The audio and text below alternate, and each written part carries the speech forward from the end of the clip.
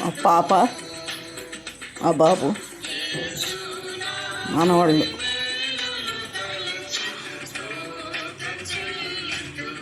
మా పాప చిన్నప్పుడుది,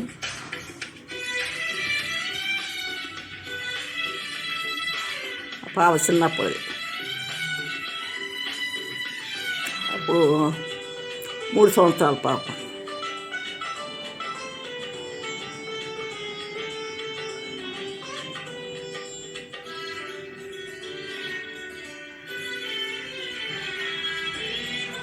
ఇప్పుడు వచ్చేసి 6 సంవత్సరాలు, 7 సంవత్సరాలు ఉంటాయండి.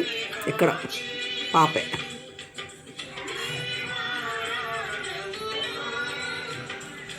ఇక్కడ పాప బాబు చిన్నపిల్లలప్పుడు అప్పుడు స్కూల్కి వెళ్తున్నారు.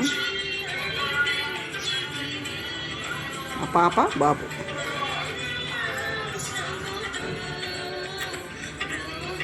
ఇద్దరు నా మనవాళ్ళు అండి.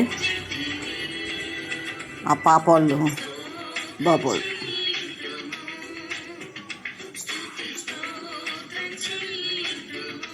ఈ 4 బొమ్మ చేసి పెట్టుకున్నాను ఇంట్లో. చిన్నపిల్లలప్పుడు తీసిన ఫోటోలు ఇవి. అది ఇప్పుడు కొంచెం వీడియోలా తీస్తాను.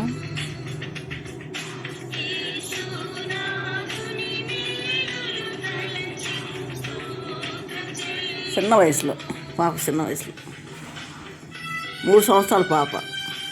అప్పుడు స్టూడియో కాడికి వచ్చి ఫోటో తీపిచ్చాను. ఏడుస్తుందని డబ్బులు ఇచ్చా పట్టుకోమని. ఫోటో తీస్తాకి ఏడుస్తుంది, అందుకని డబ్బులు ఇచ్చా చేతికి.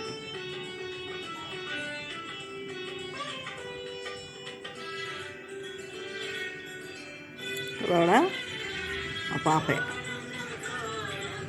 పాప మంచి రంగు అండి, బాగుంటుంది. ఫుల్ రంగు పాప, మామిడికాయలాగా, మామిడికాయ రంగు. బాబు మాటికి సావంసాయ రంగు అండి. అంటే రంగు ఉన్నాడు కొద్దిగా. అంటే ఇప్పుడు పనులకి బయటికి వెళ్తానా కొంచెం రంగు మారిపోయాడు. పెద్ద ఎండలో ఉంటాడు, ఎక్కువ కష్టపడతాడు ఎండలో.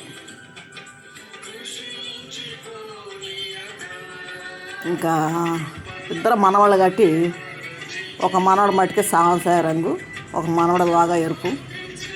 చిన్న ఆయన ఎరుపు, పెద్ద ఆయన సావంసాయి. ఇద్దరు మనవాళ్ళు. మా పాప వాళ్ళు బాబులు. కొంచెం వీడియో చూసేవాళ్ళు సబ్స్క్రైబ్ చేయండి, లైకులు కొట్టండి. ఎందుకంటే మీ చిన్నప్పుడు గుర్తుగా పెట్టుకుంటున్నాను. అంటే నాకు జ్ఞాపకార్థానికి అలాగ పెట్టుకుంటాను, నాకు గుర్తుంటాయి చిన్న వయసులో. ఇంకా చిన్నపిల్లలప్పుడు మా పాప కానీ తీయలేదండి అప్పుడు నేను. అప్పుడు కూడా నేను తక్కువ ఫోటోలు, ఎందుకంటే నేను ఎక్కువ పనులకు వెళ్తానా. ఫోటోలు తీయలేకపోయినప్పుడు ఎక్కువ నేను తీపిలేకపోయాను. అంటే అప్పుడు జరుగుబాటు తక్కువ కాబట్టి ఇక ఫోటోలు తీపిచ్చేదాన్ని కాదు. అవి కొద్దిగా చిన్న వయసులో కొద్దిగా తీపిచ్చాను అండి. మా పాప, బాబు, పాప.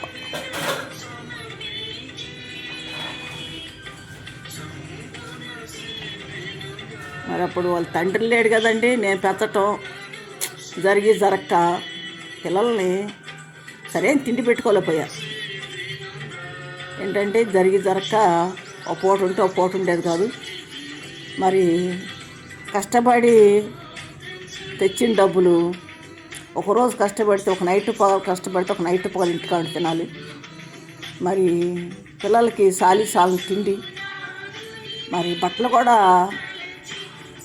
పెద్ద కాస్ట్లీ బట్టలు కొనేదాన్ని కాదు, తక్కువ క్వాలిటీ బట్టలు కూడా కొంటాను నేను.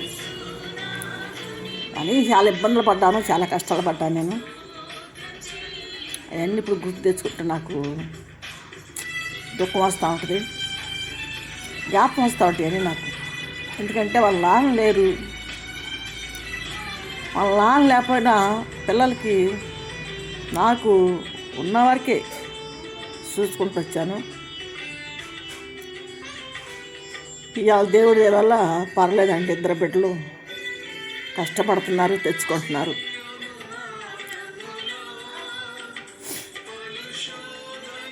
అది తండ్రి చిన్న వయసు నుంచే తండ్రి లేకుండా అయిపోయారు పిల్లలకి. చిన్న వయసు నుంచి నేను కష్టపడి తెచ్చుకున్నానండి. చాలా కష్టాలు పడ్డా నేను. మా పాపని కచ్చులతో పిల్లల్ని కూడా తలకాయ పాలు కొట్టారు. నయం చేపించుకున్నాను పక్కన వాళ్ళు. తర్వాత పిల్లకి కొబ్బరి తాడు ఉరిలాగేసి రోడ్డు వెంపాడేసి లాక్కుంటూ వచ్చేసి పిల్లని చంపేసేవాళ్ళు. పిల్ల చిన్న వయసు నుంచే గండాలు తప్పుకుంది. బాబు కూడా రైలు గండం, చిన్న వయసులోనే రైలు గండం, లారీ గండం, నీలగండం చాలా తప్పినాయి బాబుకి కూడా.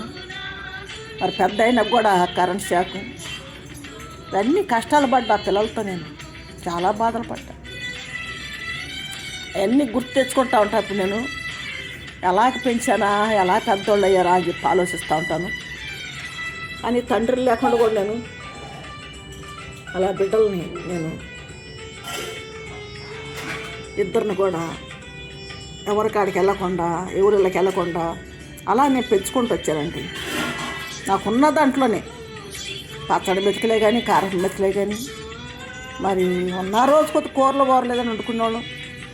బొత్తుకు లేని రోజు పిల్లలు కూడా చూసినట్టు వాళ్ళు కూడా నాకు ఎదురు తిరిగేవాళ్ళు కాదు.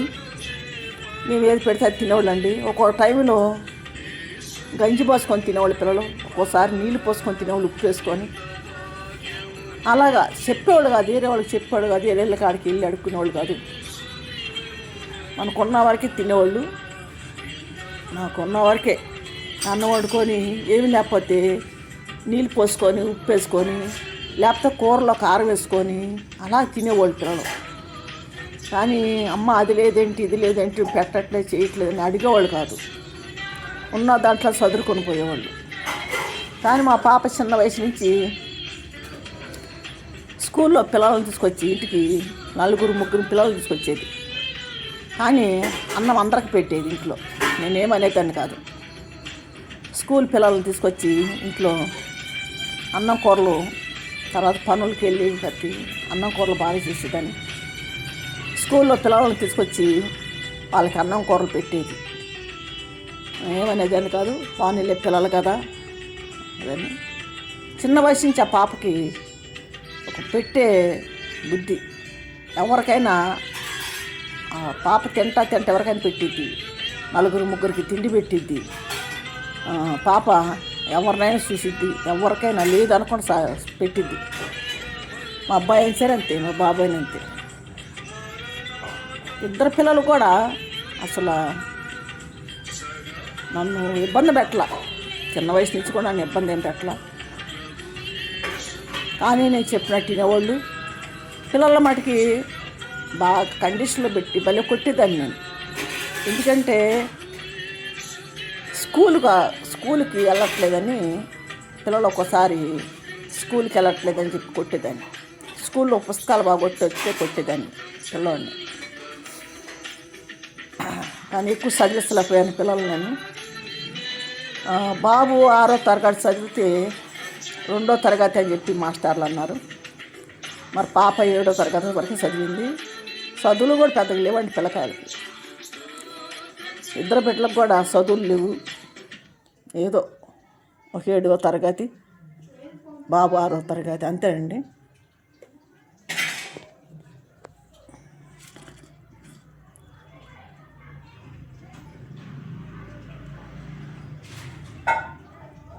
పిల్లలకు కూడా చదువులు లేకుండా అయిపోయినాయి.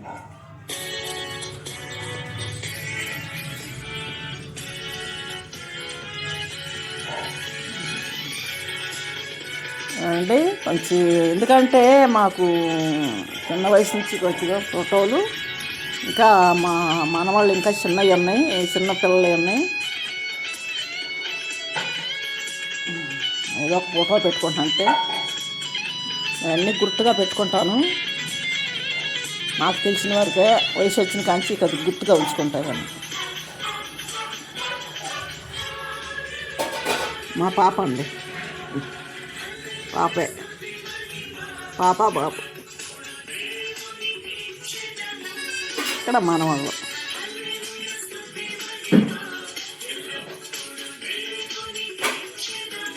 ఇద్దరు మనవాళ్ళు. ఇప్పుడు ఒక మనవరాలు నాకు. మా బాబుకి ఓ పాప, పాపకి ఇద్దరు బాబులు. వీళ్ళిద్దరు కూతురు బిడ్డలు అన్నమాట. మనలో కూడా ఇద్దరు చక్కగా ఉంటారండి. మా పాపలాగా ఇద్దరు చక్కగా ఉంటారు. మా పాప బాగా రంగు, మామిడికాయ రంగు, మామిడికాయలాగా ఉంటుంది రంగు.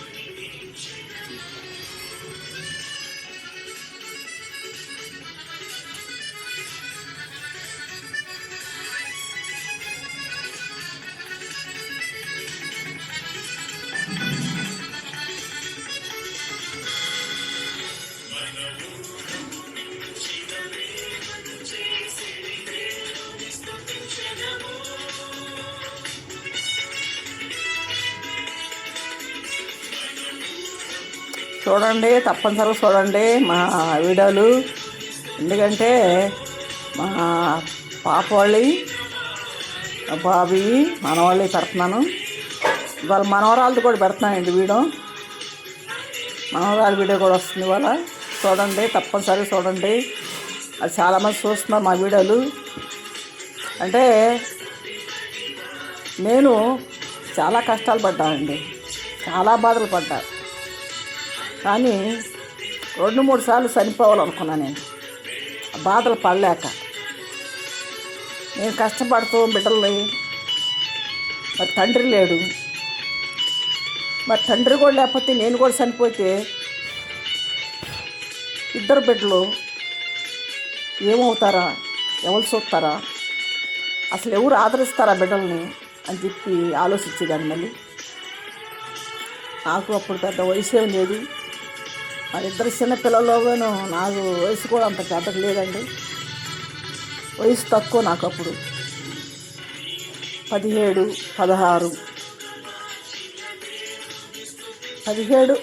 వయసు నాకు. మరి 18 సంవత్సరాలు, 20 లోపులోనే అసలు భర్త నాకు 20 సంవత్సరాల లోపులోనే చనిపోయాడు.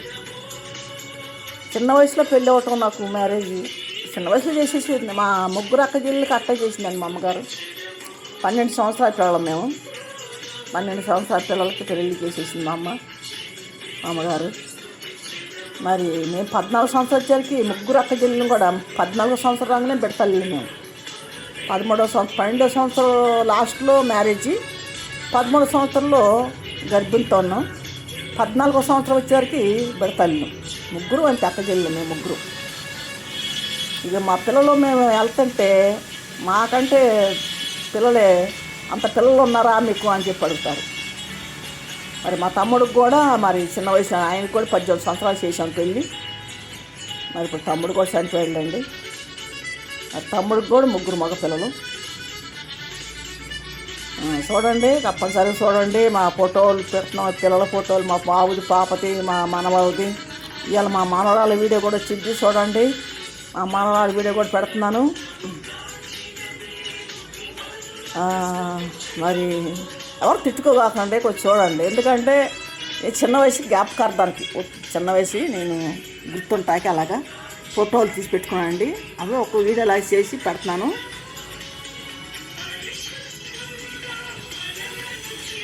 మా మనవాళ్ళు అండి, ఇద్దరు బాగుంటారు మనవాళ్ళు. మా పాపలాగానే. ఒక బాబేమో సావంసాయి, ఒక బాబేమో ఎరుపు. చిన్న అబ్బాయి ఎరుపు బాగా, పెద్ద అబ్బాయి సావంసాయి. ఇప్పుడు మా పిల్లల్లో కూడా పాప వచ్చేసి మంచి ఎరుపు, బాబు వచ్చి సావంసాయి రంగు. చూడండి, బాబు వచ్చి సావంసాయి రంగు. ఇద్దరు బాగా ఉంటారు. కానీ బిడ్డలని కాదు, వాళ్ళు నన్ను ఇష్టమైతే ఇబ్బంది పెట్టలేదండి, బాధ పెట్టలేదు. నేను పెట్టిన వరకే తినేవాళ్ళు. ఎక్కడ చెప్పుకునేవాళ్ళు కాదు, మా అమ్మ అలాగా ఎలాగని చెప్పుకునేవాళ్ళు కాదు.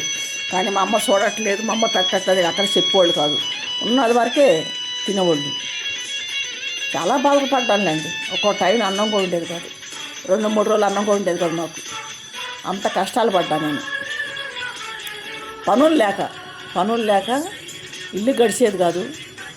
మరి బిడ్డలకు కూడా నేను టయానికి అన్నం పెట్టలేకపోయేదాన్ని. ఒకసారి నేను చాలా నాకు దుఃఖం వస్తూ ఉంటుంది. తినక పిల్లలు కూడా అట్లా నీళ్ళు తాగి పనుకునేవాళ్ళు అండి. ఒకసారి బాధ పెట్టేవాళ్ళు కాదు, ఇబ్బంది పెట్టేవాళ్ళు కాదు. నాకు ఏడ్చుకునేదాన్ని నేను. 2 బిడ్డలు దగ్గర పెట్టుకొని ఏడ్చేదాన్ని. ఏంటో నాకు ఈ పరిస్థితి ఇలాగ ఎందుకు అయిందా? మరి భర్త పోయాడు, బిడ్డలు చూసేవాళ్ళు లేరు, ఆస్తులు లేవు, ఇల్లులు లేవు, ఏమి లేవు. అద్దెలకు ఉండాలి,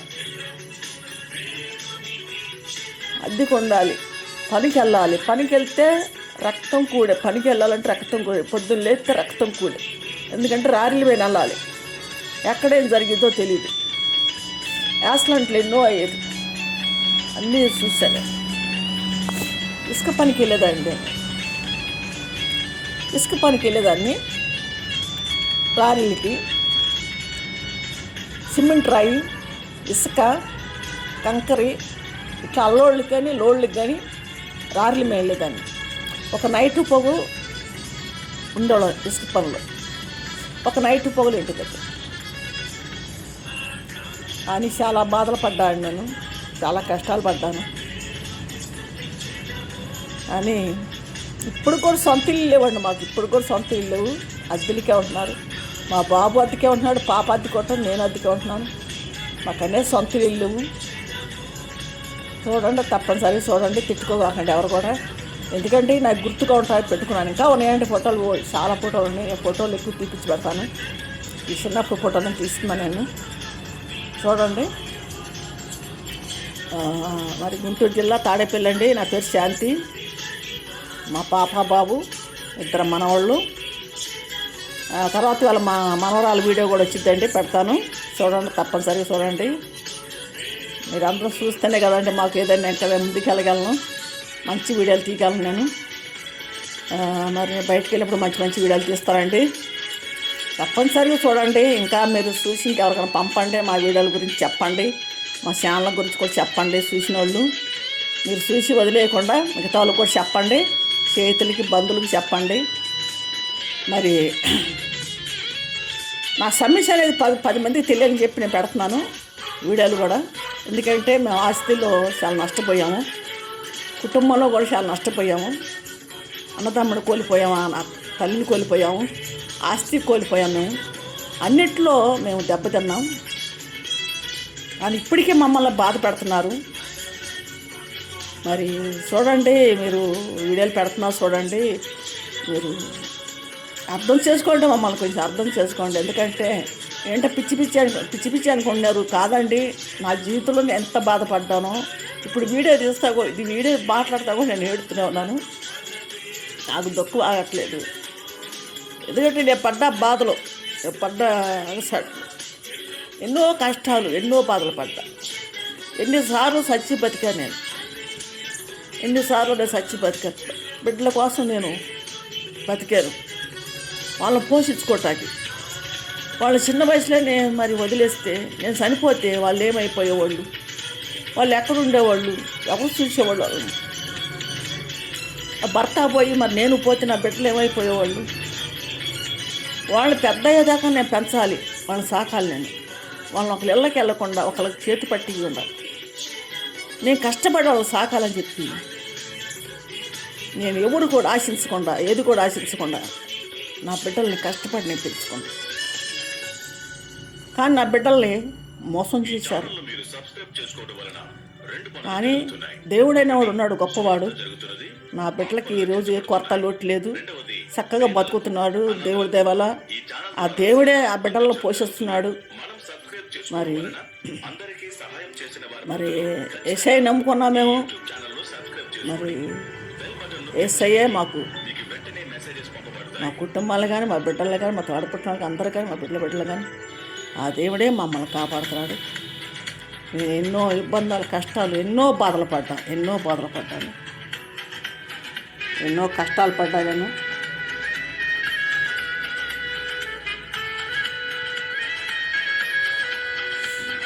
చూడండి. ఫోటోలు పెట్టున్నాను అన్నీ పాపది బాబుది.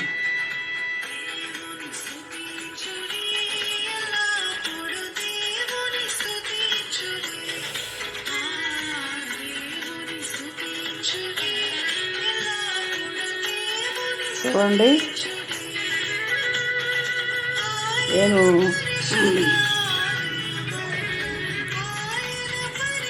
కుటుంబంతో ఎప్పుడో వస్తానండి మీ అందరి ముందుకి. ఆ కుటుంబంతో ఒక వీడియో తీస్తాను. మేమందరం ఒకసారి కలిసినప్పుడు ఒక వీడియో తీసి పెడతానండి ఆ కుటుంబం గురించి. చూడండి, తప్పనిసరిగా చూడండి. నేను అర్థం చేసుకోండి, ఎవరు కూడా కోపపడ కాకండి. ఎందుకంటే నేను చాలా అలసాట్లు కష్టాలు పడున్నా, నేను బాధలు పడినా, చాలా బాధలు పడ్డానండి. ఎందుకంటే అసలు నేను చనిపోవాల్సిన దాన్ని బతికా నేను. ఎందుకంటే ఆ బిడ్డల కోసమే బతికా నేను, వాళ్ళని పోషించుకోటాగా బతికా నేను. నేనే లేకపోతే ఆ బిడ్డలు ఏమైపోయేవాళ్ళు ఆలోచించాను నేను. ఎందుకంటే ఒకప్పుడు మా అమ్మ కష్టపడింది మా కోసం.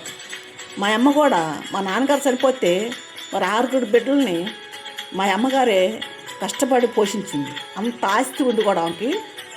మరి ఆస్తి అంతా ప్రజల పాలైపోయింది. మరి ఆమె కూడా కష్టపడి బిడ్డలను సాకిందండి. మరి అదే పద్ధతి నాకు వచ్చింది. మరి మేము కూడా అలాగనే మరి బిడ్డల్ని తెచ్చాం. చూడండి, తప్పనిసరిగా చూడండి, ఏమనుకోకండి. నా పేరు శాంతి, గుంటూరు జిల్లా అండి.